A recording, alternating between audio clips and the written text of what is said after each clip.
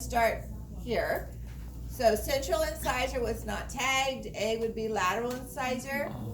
B would be cuspid or canine. First and second precuspids, or premolars or bicuspids. First and second molar, and third molar was not shown. Okay, so you always want to start from the midline, which would be central incisor. It was hard to tell which one was the midline. I thought A was central. So I thought you had both. this will be the midline, always the midline there.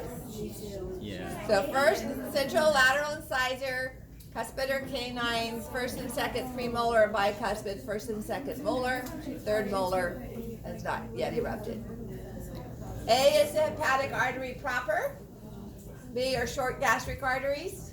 C is the left gastro-omental, although gastroepiphylic is fine. And D would be the gastroduodenal.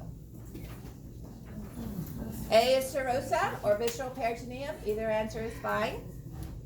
B would be the intercircular. D, the outer longitudinal. They both are part of the muscularis externa. C would be muscularis mucosa. A is lesser omentum, and B is greater. C would be the mesentery proper, and D would be the root of the mesentery. Up here would be the transverse mesocolon. All right, A is the gingiva, partial credit for gum. B would be dentin. C would be cementum, and D would be the neck. And A would be the cardia, B fundus, C pylorus, and D body. Okay?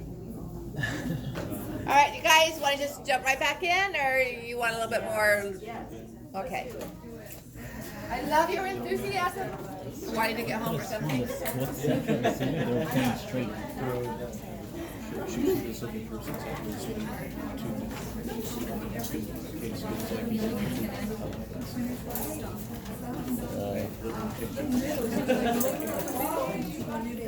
So they were assuming extraction. If you look at all the pictures, the lateral, they kind of point towards the side. The lateral, they look like they're both central instead of pointing straight. Okay. I agree. Digestion. Digestive hydrolysis has the word hydro in there for water for a reason. Enzymes, if you recall, don't add anything to the substrate. Enzymes merely strain their electron relationships and make the chemical reaction more likely. This would occur, so if you were to take a mason jar of sterile water, a sterile mason jar containing sterile water, and add a piece of sterile meat and cover it all up, it would take quite a few days, but you would see the water and the meat interacting, and it would start to become cloudy as the protein and some of the carbs in the meat were being broken down. So our chemical digestion is actually hydrolysis. All right? We can look at that by taking a carbon-carbon bond. Remember, carbon has 4 electrons to share. So there are 3 hydrogens on each one that I haven't marked out there. And we add water. And this is reversible. It goes by much faster if we include an enzyme, okay, but it will occur without it. And the carbon-carbon bond is broken such that we have, the water is broken as well. So we have 1 hydrogen attached here, and we have a hydroxyl group attached here. That is digestive hydrolysis, okay? So both the carbon-carbon are split and the water is split. And the carbon of one receives the hydrogen and the other carbon receives the hydroxyl group. So the adding of an enzyme just makes this occur more rapidly, okay? Because most of us would die of starvation if we had to sit around a week and wait for this to occur. So let's see how short-term your memory is. So the question is asking, when we do this, and the answer's on the board in case you've forgotten it already, your hippocampus is shut down for the evening. When we do this reaction, which of these are the products?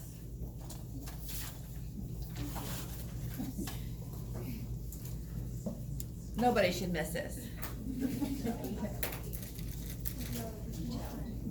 I know, you just had a last quiz and your brains are on the empty side.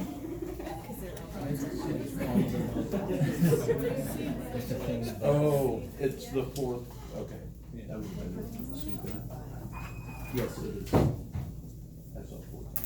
Yeah, the ABC over here are not part of the molecular formula. They're the letters for the answers.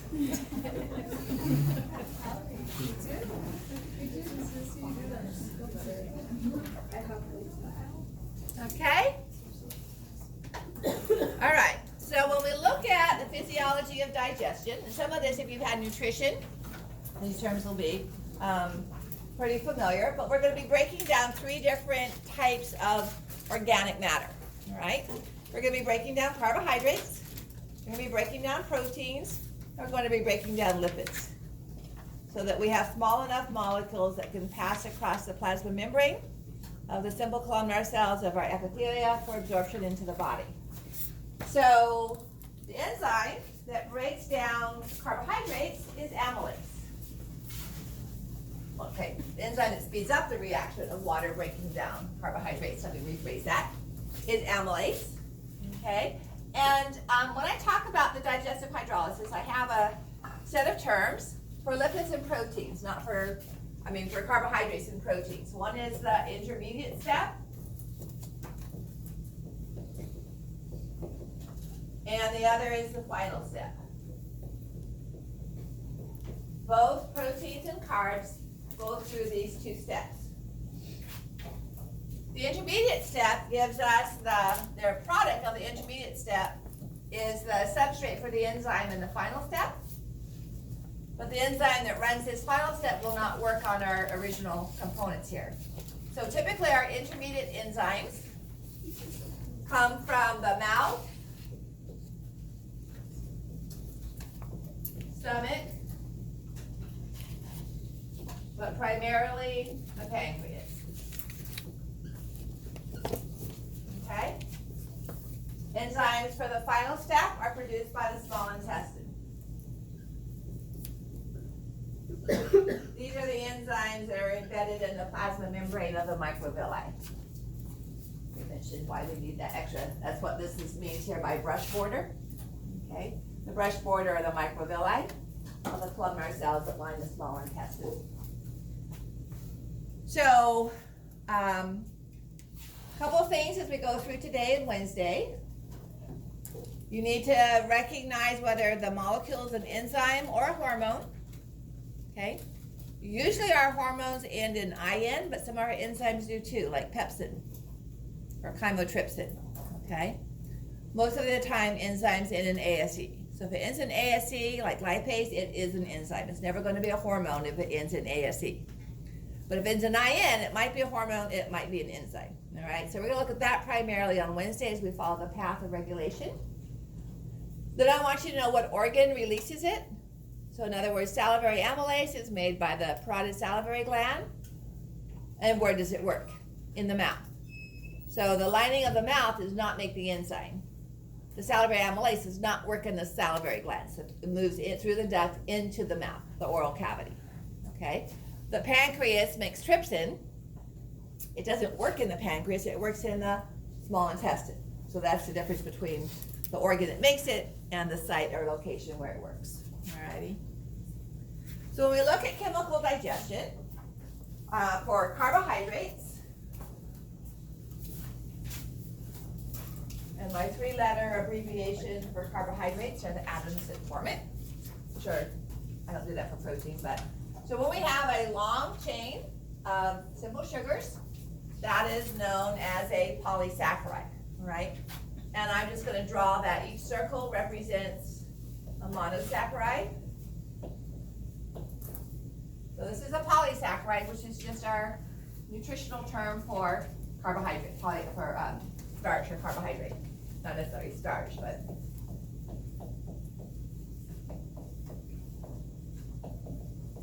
that is way too large to be absorbed across the plasma membrane of any of our cells. Okay? So for intermediate digestion, our enzyme is amylase.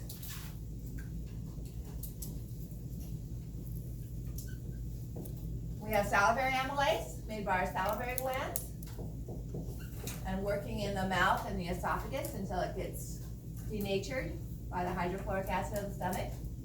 And then we release more salivary amylase, and this is essentially where most of it functions. In the small intestine is the pancreatic amylase. Okay? But they are both intermediate enzymes, which take our polysaccharide and form disaccharides. So if you remember your nutrition, we have maltose, we have sucrose, and we have galactose. Those are the disaccharides.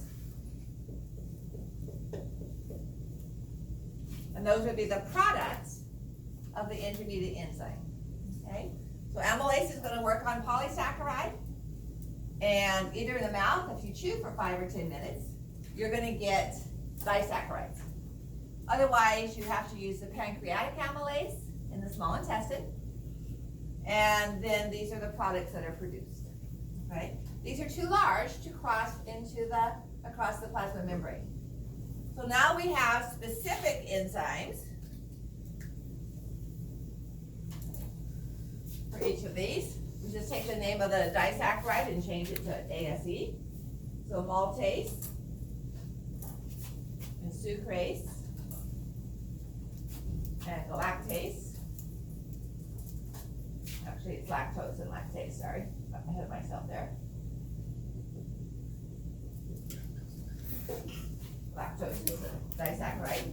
And then each of these is a disaccharide, so we have 2 sugars, 2 monosaccharides. Glucose is always one of them, okay? So for maltose, our byproducts are 2 glucose molecules. For sucrase, we have glucose and fructose. Now these are small enough to cross the plasma membrane. And lactase is glucose and galactose.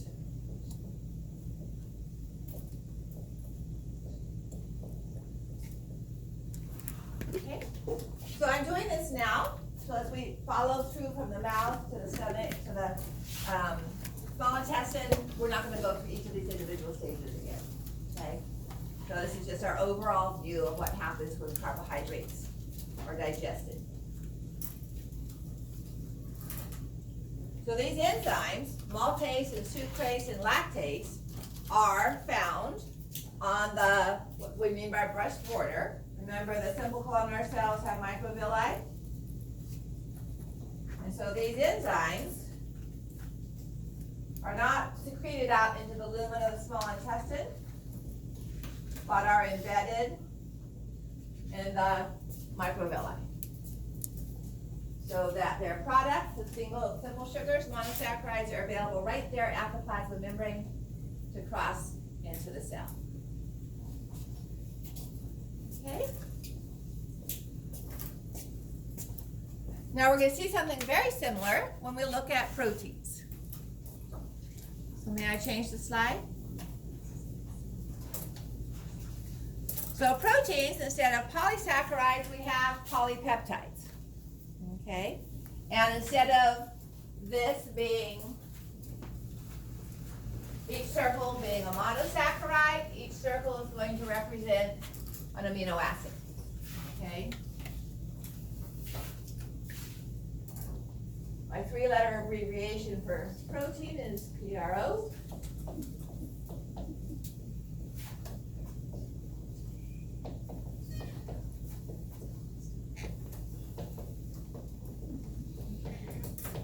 All right, so now when we break that down, we have an intermediate stage,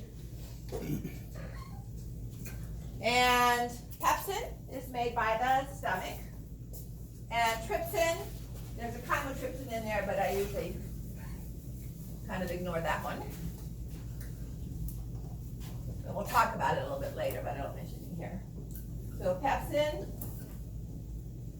is made by the stomach, and it works in the stomach. It requires an acidic pH. So when it moves into the small intestine, it's no longer it's been denatured and it no longer works at the higher pH. So we need another intermediate enzyme. So coming from the pancreas, we get trypsin. Okay. So this comes from the pancreas, but it works in the small intestine.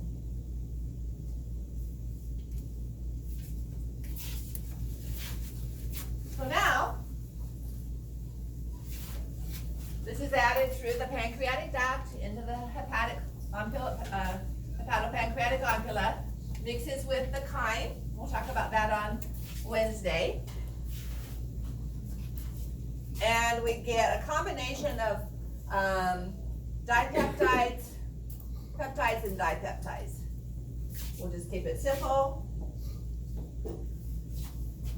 It can be 3 to 4, okay, so it's not always 2.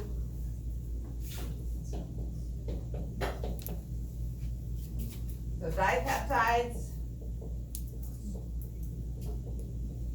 sometimes oligopeptides. But again, too large to pass across the plasma membrane. So now, on the small intestine, we have enzymes produced by the small intestine. As you'll see in just a few moments, this is only one of them. They will work on either the nitrogen side or the amino acid side. And so we have aminopeptidase,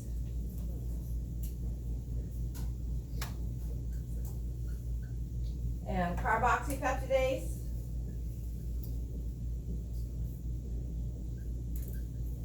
and dipeptidase.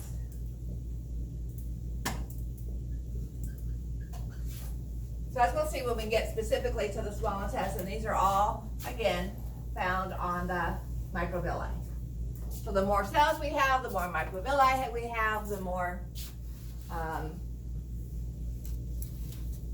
enzymes we have, and now we have individual amino acids. Do we not need to worry about chymotrypsin? We'll talk about it when I go through the little more specific aspects. So like I said, I just want to kind of give a general overall view of what's happening with our 3 major food groups. So again, water's involved right here. Breaking that carbon-carbon bond, the enzyme's really just speeding that up.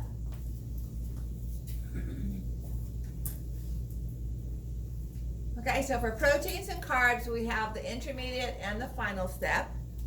And then we have lipids. Lipids are weird. They pass through the plasma membrane. Cholesterol pass through the plasma membrane. So what we do is we break it down and we put it back together again. Okay? There's only one step involved in breaking it down. And there's different types of lipids, so we're just looking at triglycerides here. So triglycerides are formed of glycerol and fatty acids. Typically, 2 fatty acids are released and 1 stays bound to the glycerol. That's neither here nor there, but just for accuracy's sake. Okay? So lipase is going to release fatty acids and the glycerol with 1 fatty acid attached to it. And then as we'll see on Wednesday, that moves into the simple columnar cell of the small intestine. And then it's put back together again with its protein coat. Lipase is produced both by the mouth, the stomach, and the pancreas. Okay? So we have that, we don't have an intermediate or final, so there's no lipase that the small intestine produces. So that's just an overall view. And so now we're going to go back to the beginning, start with the mouth and talk about what happens in the mouth since we've already covered these specific chemistry, if you will, components. All right. I think you recognize the mouth. So we have carbohydrate digestion because of what enzyme? Salivary amylase. No absorption because it's disaccharides, okay? So if you chew long enough, you can make crackers taste sweet, but you're not going to get it across the cell membranes of your mouth. We have no enzymes for protein, so we don't even start that in the mouth. We do have lipase, okay? Just doesn't do a whole lot. You're not gonna get much nourishment if you're dependent on what gets absorbed in your mouth. So essentially, it's drugs and alcohol in the mouth and the stomach is really all we absorb.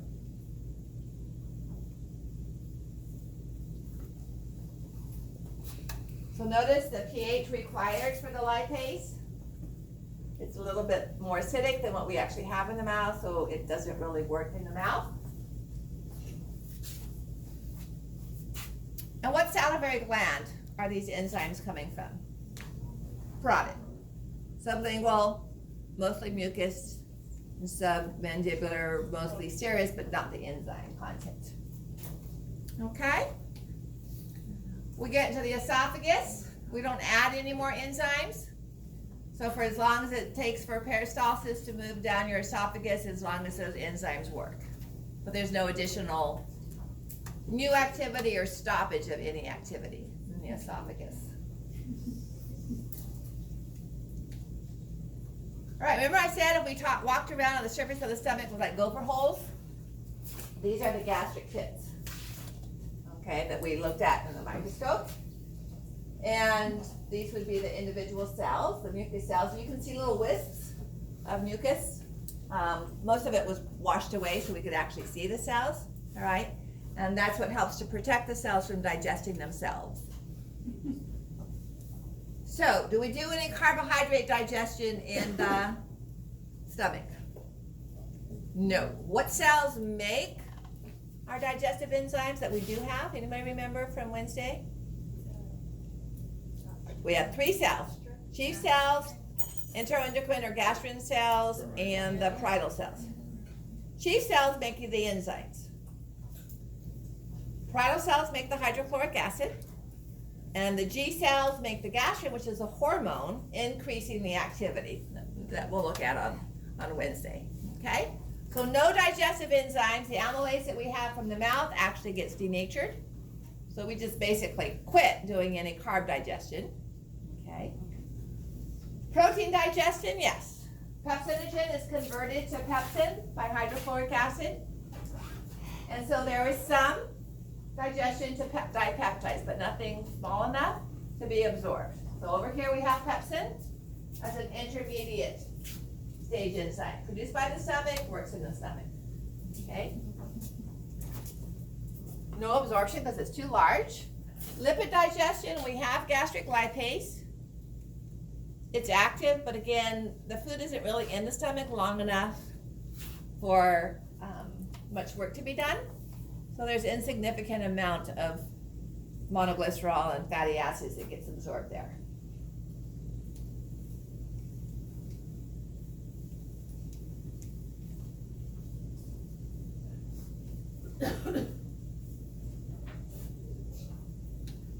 Still copy it, sorry. So, we're going to look at small intestine on Wednesday, but I want to introduce just a little bit about control and regulation, okay? We've come to our first hormone, which is gastrin. What nerve activity is going to occur here? What's the nerve that's going to increase digestive activity? Well, first of all, let's go back to the mouth. What nerve is going to increase salivary secretions from the parotid gland? Anybody remember? Glossopharyngeal. Yeah, glossopharyngeal. Okay. Then we get to the stomach. Even before food gets to the stomach, you might start to smell baking goods or roast baking or whatever. All right. And if you're hungry, or just chewing gum can cause the saliva to occur, and the parietal cells start making hydrochloric acid. The chief cells start releasing pepsinogen, and the stomach starts to increase peristalsis before there's even food in there. And the vagus nerve is going to cause all of that to happen as well. All right, so the reflex of the smell. So for the stomach,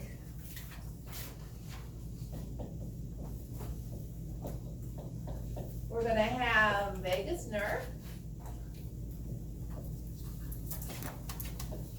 It's going to have an excitatory effect on the activity of the stomach for both muscle and enzyme release. Okay? Sympathetic is going to have an inhibitory effect. All right? So emotionally, you're upset, or the world starts to spin for whatever reason, you're on a roller coaster ride or something, all of that functions is shut down. And then we have our first hormone, which is gastric. Released by the stomach, works on the stomach. Okay? Not exactly a paracrine, because it still gets into the bloodstream and goes out and comes back to the stomach. But this is an excitatory on both more secretion of hydrochloric acid and pepsinogen. So this complicated diagram that looks scary is really just saying what I just said, okay? So I'm not going to test you on which phase, but smelling food, thinking of food is going to activate vagus nerve, all right? Actually, putting food in your stomach, the presence of carbs or lipids or proteins, all right, are also going to activate vagus nerve, okay? And the G cells are going to release gastrin, which just recycles and does the whole thing again. And then food gets churned and twisted and partially digested and moves into the intestines. So are the intestines going to continue that? Are the intestines going to, as this food comes into the duodenum, do we want to increase more food coming into the duodenum, or do we want to stop this for a moment? Stop it, okay? So the effect of the intestinal phase is to slow all this down so that we have enough time to add the bile salts and add the bicarbonate ions and the intermediate enzymes from the pancreas, okay? So I'm going to summarize that up, and then we'll start with that again on Wednesday night.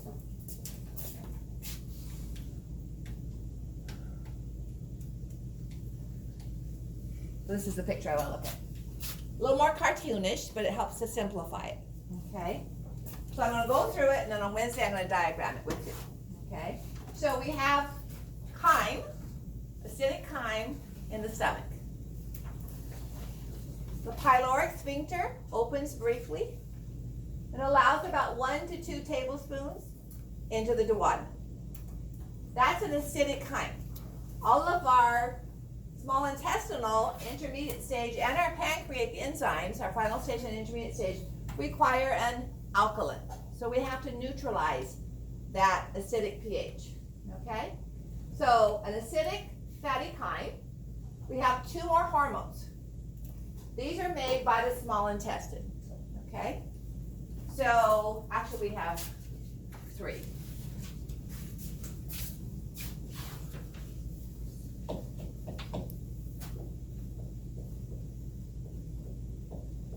So one hormone is called gastric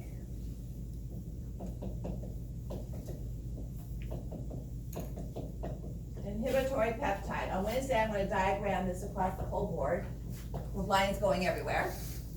So if you have a little bit of an understanding ahead of time, you won't get quite so lost. So this is a hormone. It's going to get into the blood, get back to the stomach via the vascular supply to the stomach, and it's going to do what it says. It's going to slow down the stomach, all right, and provide time for the duodenum to neutralize its food, okay? Then, another hormone, abbreviated CCK, is cholecystokinin, and that part of its name refers to the gallbladder, okay? Cholecystokinin. It has 3 effects. It's going to affect the stomach, it's going to affect the pancreas, and it's going to affect the liver, okay? The name only talks about the liver effect. So it's going to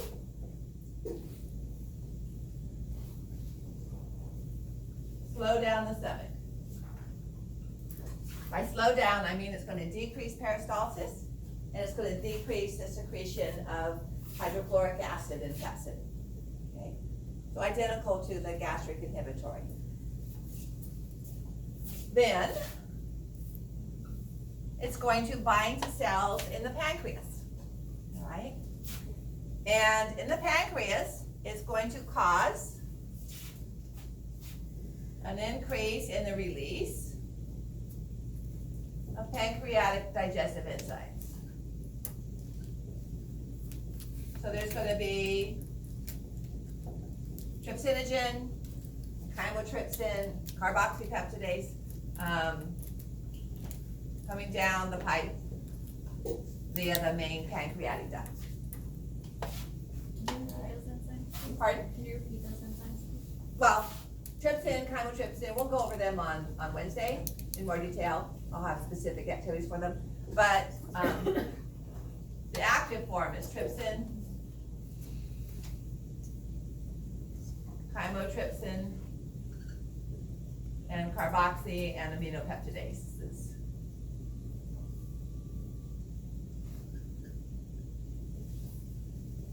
And if we insist, there's dipeptidase in there too. So that'll be enough for now. That's 1, 2. Third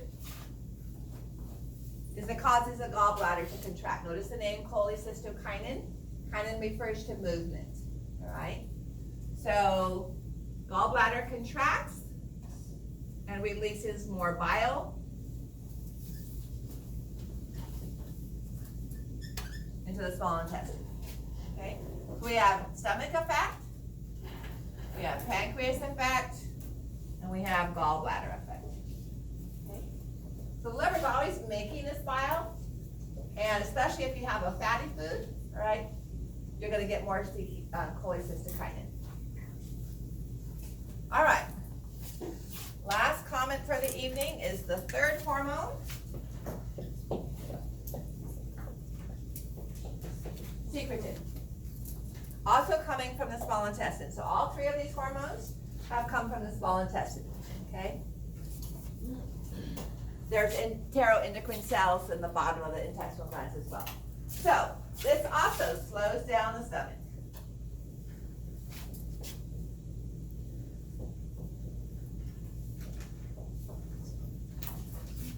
It also goes to the pancreas, but now, instead of digestive enzymes, this has a specific effect of the release of the bicarb ions. Okay, so secretin is going to increase bicarbonate ions from the pancreas. So we're not talking about the hormones from the pancreas, okay? But cholecystokinin is going to cause digestive enzymes. Secretin is going to cause bicarb. Now, the third one is similar. Over here, cholecystokinin caused the gallbladder to contract and release bile that was already made and being stored in the gallbladder. Secretin actually causes the liver to synthesize more bile. So this works directly on the liver. Increases bile synthesis.